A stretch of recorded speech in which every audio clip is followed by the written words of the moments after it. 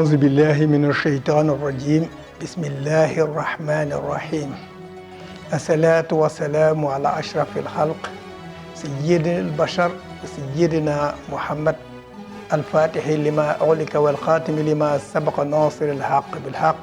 والهدي إلى صراطك المستقيم وعلى آله حق قدره والمقدار العظيم ورضي الله عن شيخ الشيوخ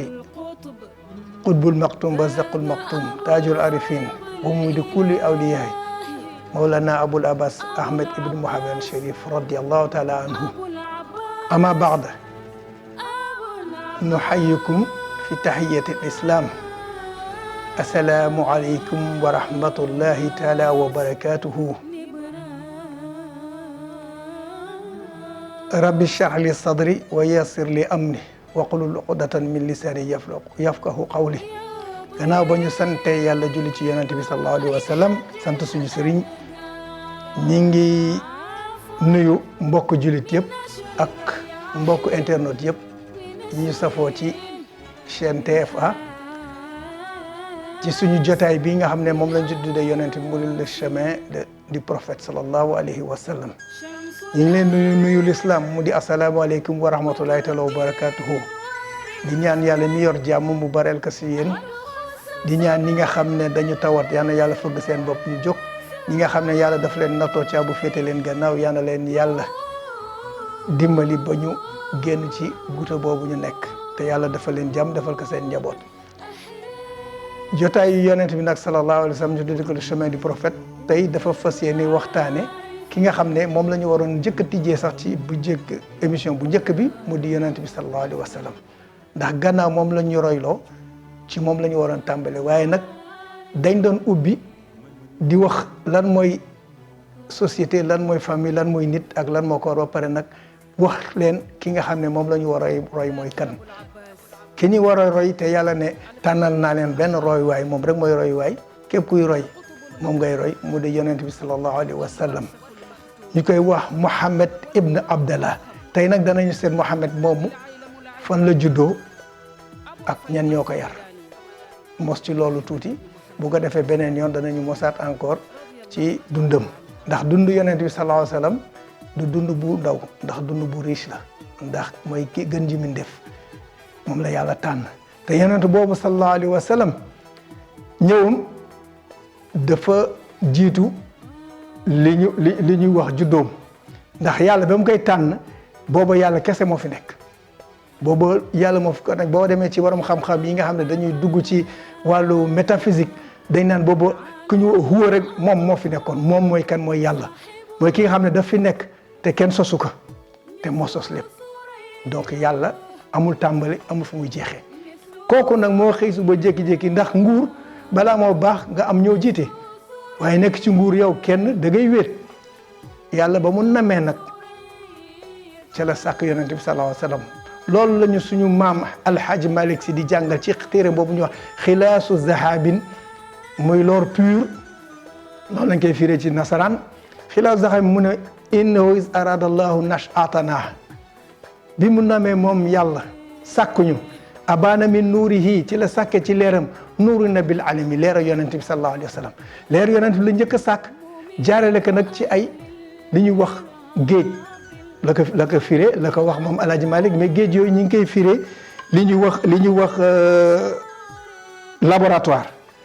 ndax daf ko waroon jaaree ci leer laboratoire mu jaar fukki laboratoire ak ñaar la bu ci nekk def ci am lu mu doon defar ci moom moo tax yonent mu dul yem ak ñun ndax jaar na ci laboratoire yi nga xam ne dañ doon defar jikko bi ñii dañ doon dindi rëy ci moom ñii dañ doon di kañaan ci moom ñii dañ doon dindi dañ doon def tabe ci moom buxur bu nekk danañ ci ñëw incha allah di détail fii ak yeneen émission wax leen ne géej bu nekk lan la ko fa suñu borom defal buñ ko bëggee topp day gudd. yonent boobu sallallahu alayhi wa sallam mi ngi juddoo fii ñuy wax Medina astafurlah mi ngi juddoo fii ñuy wax Makkatul Mukarrama juddoo ci xeet bu ñuy wax Bani Quraysh xeet boobu moo gënoon ci xeet yi te xeet boobu ñoom ñoo amee woon kaaba gi ñoo daan amee kaaba gi di ko protéger di ko toppatoo ñoom loolu boo doon servoir maamam bi ñuy wax Abdou Moutalib kooku moo jur baayam Abdou Moutalib juróom fukki doom la am dafa ñaanoon yàlla dafa toog lu yàgg amul doom mu ñaan yàlla nag may fukki doom yu góor ndax boobu arab doom bu góor la ñu gënoon taamu doom boobu amuñu woon considération ci jigéen wax dëgg yàlla mu nag yàlla mooy doom boo amee doom bu góor richesse la mu nag yaa nag yàlla mooy fukki doom bu góor bu ko yàlla mooy fukki doom bu góor fukkeel bi daf koy rey jaamoo ko yàlla fukkeel boobu nag bi mu am yàlla def mu am fukki doom fukkeel bi nag nekk Abdallah bàyyi yonent bi ñu ne nag Abdallah moomu kon mu tëdd gént ñu nekk yaa ne woon boo amee fukkeel bi da nga koy rendi jaamoo ma ko mu yeewu nag affaire bi jaaxal ka mu dem seet borom xam-xam yi ñooñu ne ah loolu de doy na waaye nag comme que da nga ko niseroon foog nga def ko su fekkee nag bëggoo ko def am na lu nga xam ne mën nañ ko weccee léegi leen la ñuy def ñu ne ko da ngay jël yonent bi da ngay jël Abdallah teg ko ci benn balance teg ci côté bi ay gëléem daal di sànni da ngay teg Abdallah fii teg gëléem yi fii sànni bant boo sànnee bant bu tombee ci Abdallah nga dolli gëléem bu tombé waat ci Abdallah ngay dolli gëléem ba keroog muy tombé ci gëléem yi nga soogee xam ne yàlla nangu na sa tuub bi mu tàmbale ñu teg Abdallah teg gëléem mu sànni benn gëléem mu sànni mu tombé ci Abdallah mu dolli ñu ko topp mu noonu ba mu nekk 300 gëléem ñu ne bon papa yonent ñu ngi ko jotee 300 gëléem ci la ñu rendee gëléem ñu sarxe ka Abdallah mën a dund keroog ba mu tolloo ci wut soxna bàyyam ma ko wutali soxna Abdallah moomu moo jur Muhammad sallallahu alayhi wa sallam waaye laata Muhammad di ñëw moom Abdallah boromam daf ko jël mu génn àdduna Abdallah moomu nag moom bi mu juddee yonent bi sallallahu alayhi wa sallam génn àdduna yonent bi juddu ba mu amee juróom benn at yaayam génn àdduna yonent boobu sallallahu alayhi wa sallam nag ki ko jur mooy Aminatu moomu nag bintu Wahab moo ko jur ñu ko moo tax Aminatu bintu Wahab Aminatu moomu nag di yaayu yonent bi mu juree yonent bi aada naar moo daan da nga daan jël sa doom boo amee doom bu ndaw da nga daan joxe ñu nàmpal ko ci waa kaw gi mooy ñi nga xam ne ñooñu wax les nomades ñoo daan nekk ci désert bi ci kaw. Abdallah moomu nag mi nga yonent bi sallallahu alayhi wa sallam Aminatu moomu nga xam ne bi mu yonent bi juddoo daf ko joxe ndax boobu aada naar moo doon boo juree doom mu nekk lu ndaw da nga koy joxe ñu nàmpal ci waa kaw gi mooy nomades yi ñoo daan ñëw di jël si doom yi ñu nàmpal ñu ne yonent bi ñuy xeet yooyu nga xam ne ngir yooyu nga xam ne ñoo daan ñëw di jël si doom yi ñu nàmpal ndax ci leen daan amee lu ñu dundee ci leen dañ leen daan fay ngir bi ñu ñëwee tànn nañu doom yëpp bàyyi fi yonent bi ndax lan ndax li mu nekk njirim léegi bu mu nekkee njirim nag kenn ci jigéen yooyu ku ñu wax Alima moo fi desoon moom nga xam ne amagul mu tànn ndax boobu Alima dafa nekkoon ku ñàkk ku amul xam nga lompoñ amul dara néew kàttan donc ñu bëree daal ñu kontaan bu ñëwee bëgg jël xale ñu ne ko baax na jëli keneen ndax ni mu meloon donc moom ba mu ñëpp jëlee mu des Mouhamed Alima nekk fi ñu jox Alima yonent bi jox ko Alima suñu yaay Alima nee na ba ma jëlee yonent bi ba tegoog moom ci mbaam bi war di ñibbi di dellu kaw ga mbaam bi dafa jékki-jékki rek suur loolu mooy karama bi njëkk ci yonent bi mu suur bu ko defee mbaam bi daal di am kàttan daal di daw bu gaaw ñàkk kàttan boobu mbaam mi ñàkkoon kàttan moo tax sax Alima yéex a ñëw bi ñuy joxe doom bi mais bi muy dellu moo jiitu ca kaw ga foofu bona bi boole ci nag jur ya mu amoon commencé di naat la mu amoon commencé naat ndax yonent bi fu mu nekk rek day barkeel moo tax bu ngeen gisee Màkka léegi ni mu am ci alal barke yonent bi rek la ñu wee yonent boobu sallallahu alayhi wasallam Alima ba mu ko nàmpalee nag ba mu am juróom-benn at astaghfirullah ñu delloo ko ci yaayam ñu dem ba mu am ñii ne juróom-ñetti at ñii ne juróom-benn at yaayam génn àdduna mu des ci maamam Abdou Moutalib ñu koy wax Cheybatal Amdi ndax dafa amoon benn bi jaaw ci bopp bi ñu koy wax Cheybatal Amdi maamam boobu yor ko bi mu yégee maam bi mu amee fukki at ak ñaar moom tamit xam ne yàlla mi ngi koy waaje moom mu woo ku ñu wax Abu Talib nekk dama bëgg daal dénk la yonent bi ndax sa doomu rakk la Abu Talib nag moo yar yonent bi moo amee woon Makka yonent bi moo ko daan protégé ci Makka ndax Abu Talib dafa bokkoon ci notable Makka yi ba tax na yonent bi mu tàmbalee woote diine ñi di ko xeex Abu Talib moo doon protection yonent boobu sallallahu alayhi wa sallam nag da daan wéetal yàlla ci bërëb bu ñu wax Aaru Xiraa ndax moom dafa judd rek mosul sujjóotal xërëm dafa judd rek yàlla def ci moom ngëm mu tàmbalee di wut bu daan dem ci xaaru Hira muy montagne fa benn grotte bu nekkoon foofu fa la daan toog di maanaam di xalaat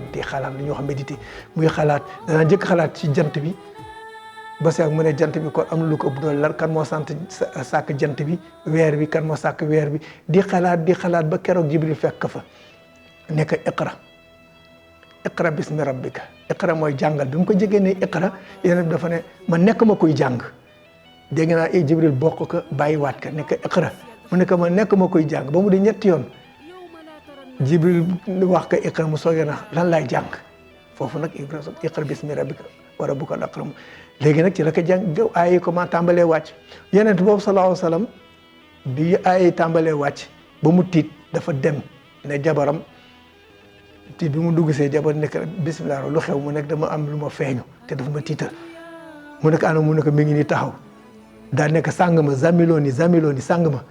yonent bi sallallahu alayhi wa sallam di wax ka zamiloni jabar nekk defal naa ko yow si jikko ni mu mel ak ni nga baaxee ni nga jube ba waa Màkka yëpp tudde la al amin mooy ku jub ki nga xam ne seen alal ñoom ñëpp yow la ñuy dénk seen alal yow moom yàlla du la toroxal xaaral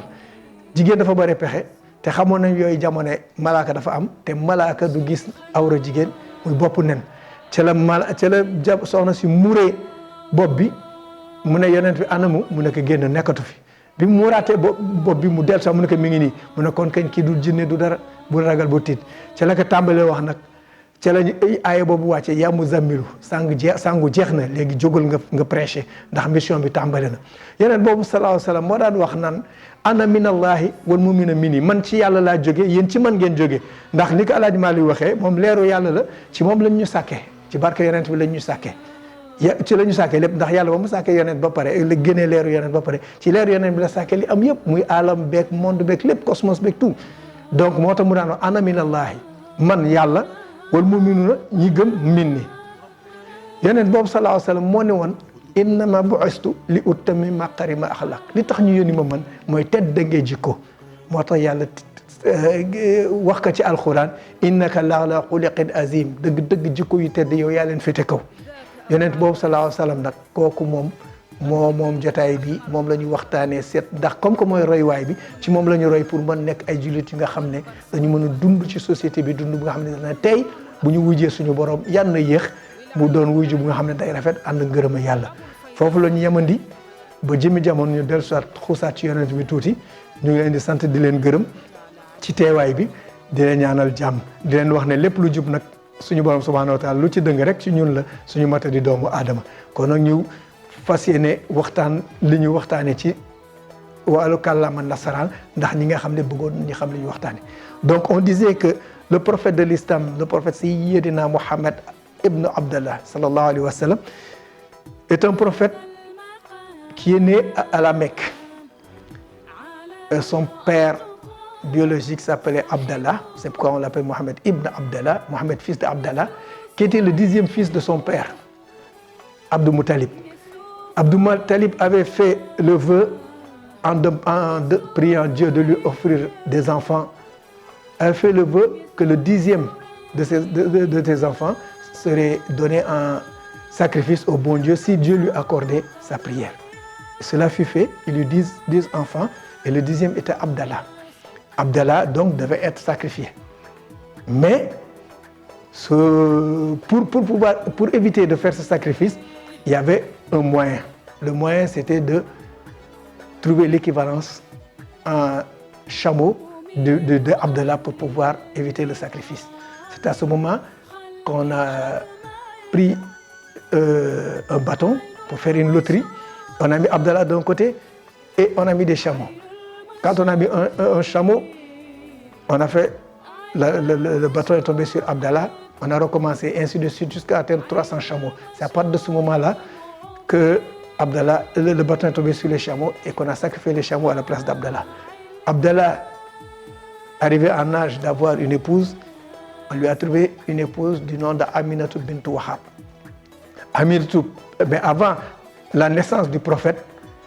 Abdallah avait quitté ce monde. Donc le prophète n'a pas connu son père. Arrivé à sa naissance, il avait été placé dans des familles d'accueil qui allaitaient les enfants et c'était la coutume à l'époque en Arabie, dans les Hejaz, qu'on appelle les Hejaz, Donc le prophète Mohammed a été placé dans une famille chez une femme qu'on appelait Halima. Donc Halima racontait que ce jour-là, elle était arrivée en retard et tous les enfants avaient été choisis. Il ne restait que le prophète Mohammed qui était un orphelin. En général, les gens, toutes les autres femmes avaient repoussé le prophète Mohammed parce qu'il était orphelin. Donc ils se disaient que donc il n'y avait pas quelqu'un qui pouvait leur payer l'allaitement puisque son père n'était pas là et c'était un orphelin. Alors ils ont préféré le laisser. Halima a dit, bon, comme que c'était le seul qui restait, je le prends. Même si on ne me paye pas, ce n'est pas grave. Alors, quand Halima a amené le prophète, déjà quand elle a pris du moins le prophète avec elle, tout de suite sur le dos de l'âne,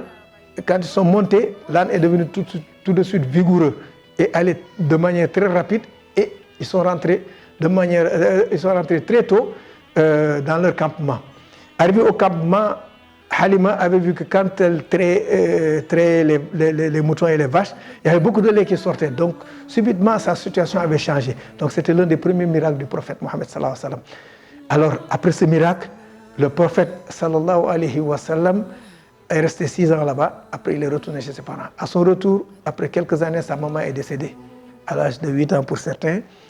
donc 6 ans pour d'autres. Quand sa maman est décédée, il a été placé chez son grand-père Abdul Muttalib. Ce dernier également aussi est décédé et elle l'a placé sous son oncle Abdul Muttalib. Abu Talib, pardon. Abu Talib, c'est le père de Ali Abi Talib. Abu Talib a protégé le prophète jusqu'à sa majorité. Et il l'a profité même quand il a commencé son appel vers l'unicité de Dieu, vers la religion musulmane, et que les Mécois le combattaient. Et il craignait Abu Talib, c'est pour ça qu'il ne l'a pas éliminé. Mais sinon, s'il n'y avait pas Abu Talib, il l'aurait éliminé parce qu'Abu Talib faisait partie des notables. D'ailleurs, c'est quand Abu Talib a quitté ce monde et sa femme Khadija, qui étaient deux notables de la ville, quand ils ont quitté ce monde, c'est à ce moment-là que le prophète a été obligé de quitter la Mecque pour Médine. Ce prophète-là, un grand érudit, El Hadj Malik, nous apprend que sa création, le prophète Mohammed, date est antérieure à la création même. Parce que le prophète a été le premier à être créé. Dans son livre, Khilasu Zahab, l'or pur, il dit quand Dieu a voulu faire la création, parce que Dieu était là tout seul, il y avait les ténèbres, quand il a voulu avoir la lumière créée, il a pris en lui de la lumière avec laquelle il a créé le prophète Mohammed sallallahu alayhi wa sallam. Et il l'a fait passer par des laboratoires pour l'épurer, le polir, le fabriquer pour qu'il soit d'une pureté exceptionnelle avant d'en faire un être humain. C'est à part de ce prophète-là maintenant que toute la création a été faite dans ce monde. Donc voilà comment le prophète a été amené, a été créé et comment il est arrivé sur terre.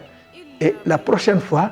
on essaiera véritablement de parler de sa mission, comment il a mené sa mission et jusqu'où il est allé et à quel âge il a quitté ce monde et jusqu'où est allée sa mission islamique. Donc voilà ce qu'on voulait résumer rapidement en français, ce que nous avions dit